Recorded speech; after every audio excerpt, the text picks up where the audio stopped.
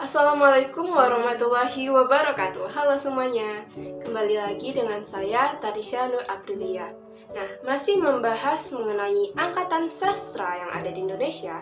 Nah, pada video sebelumnya kita telah membahas mengenai angkatan Balai Pustaka, angkatan Pujangga Baru, angkatan Jepang dan angkatan 45, angkatan 66 dan angkatan 80. Nah, pada video kali ini kita akan membahas mengenai angkatan 90-an. Adapun latar belakang dari angkatan 90-an yaitu seiring terjadinya pergeseran kekuasaan politik, muncul wacana tentang sastrawan angkatan reformasi. Munculnya angkatan ini ditandai dengan maraknya karya-karya sastra seperti puisi, cerpen maupun novel yang bertema sosial politik, khususnya seputar reformasi. Sastrawan angkatan reformasi merefleksikan keadaan sosial dan politik yang terjadi pada akhir tahun 1990-an, seiring dengan jatuhnya Orde Baru. Proses reformasi politik yang dimulai pada tahun 1998 banyak melatar belakangi kelahiran karya-karya sastra puisi, cerpen, dan novel pada saat itu. Bahkan penyair-penyair yang semula jauh dari tema-tema sosial politik seperti Surtaji Kalsum Bahri, Ahmadun Yosi Herpanda, Asep Zamzamdur, dan Hartono Beni Hidayat juga ikut meramaikan suasana dengan sajak-sajak sosial politik mereka. Memasuki era reformasi yang sangat anti KKN dan praktik-praktik otoriter, penuh kebebasan ekspresi dan pemikiran, mengandung renungan religiusitas dan nuansa-nuansa sufistik, menampilkan euforia menyuarakan hati nurani dan akal sehat untuk pencerahan kehidupan multidimensional. Taufik Ismail yang pernah terkenal sebagai tokoh sastra angkatan 66 ikut mengawal reformasi dengan bukunya yaitu antologi puisi Malu Aku Jadi Orang Indonesia. Kemudian di samping menampilkan sajak-sajak peduli bangsa atau dikenal dengan istilah yang diusung rubrik budaya republika dan karya-karya republik anti penindasan, gandrung keadilan, berbahasa kebenaran yaitu sesuai Sumpah Rakyat pada tahun 1998, muncul pula fenomena kesetaraan gender yang mengarah ke woman lips sebagaimana tercermin dalam karya-karya Ayu Utami dan juga Jenar Mahesa Ayu, Dewi Lestari.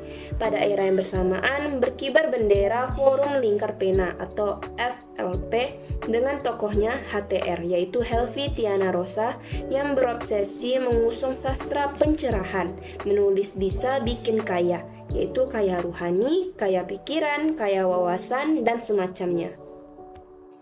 Nah, setelah mengetahui latar belakang dan juga ciri khas dari angkatan 90-an ini, selanjutnya kita akan membahas mengenai salah satu karya pada angkatan tersebut. Dan di sini saya akan membahas mengenai karya dari sastrawan yaitu Ayu Utami dengan karyanya novel yang berjudul Saman. Adapun karya sastra yang kita kaji pada kali ini yaitu novel Saman karya dari Ayu Utami. Berikut kita kaji unsur intrinsik dari karya ini. Yang pertama yaitu tema. Adapun tema dalam novel Saman karya Ayu Utami meliputi tema mayor dan tema minor. Tema minor dalam novel ini adalah persahabatan, sedangkan tema minor dalam novel ini yaitu Tuhan, ketidakadilan, serta perjuangan akan nilai kemanusiaan. Selanjutnya tokoh dan penokohan. Tokoh utama dalam novel ini yaitu seorang laki-laki yang bernama Soman. Kemudian ada juga aparat militer yang selalu berbuat kejahatan terhadap warga dan tokoh utama. Lalu tokoh bawahan meliputi Laila, Yasmin, dan Sihar. Kemudian tokoh bayangannya yaitu dokter, suster, dan Marieta. Kemudian perwatakan atau penokohannya itu merupakan unsur intrinsik yang ketiga yang dianalisis, terbagi atas perwatakan bulat dan perwatakan datar. Tokoh yang memiliki perwatakan bulat seperti Saman dan Upi. Lalu untuk tokoh yang mempunyai perwatakan datar adalah Rasona. Selanjutnya yaitu latar.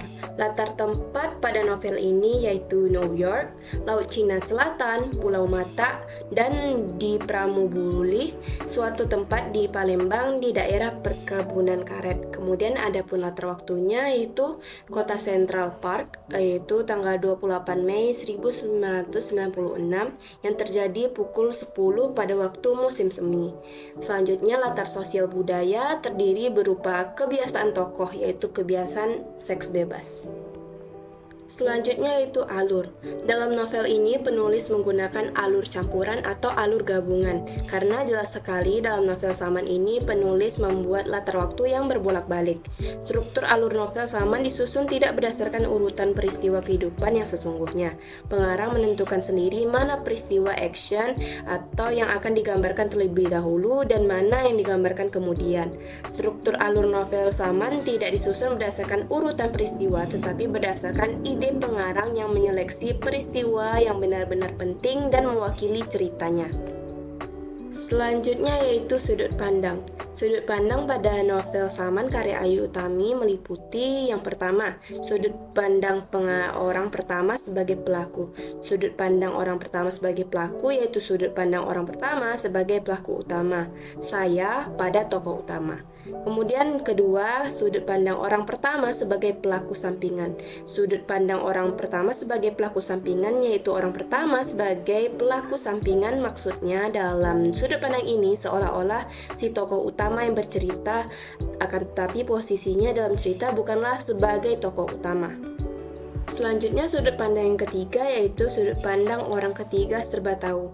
Pada sudut pandang ini umumnya menggunakan kata ganti seperti ia, dia, atau nama dari pelaku yang ada dalam cerita yang dibuat oleh penulis.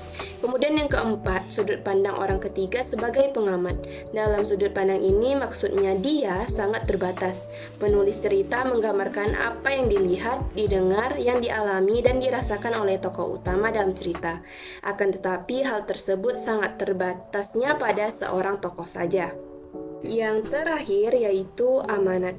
Amanat yang dikemukakan pengarang ialah rentang kebebasan seks yang terjadi pada zaman sekarang serta sikap semena-mena yang tidak baik dalam kehidupan bermasyarakat. Nah, sekian pembahasan kita mengenai angkatan 90-an. Sampai jumpa di video selanjutnya. Wabillahi taufiq wal hidayah. Wassalamualaikum warahmatullahi wabarakatuh. Dadah!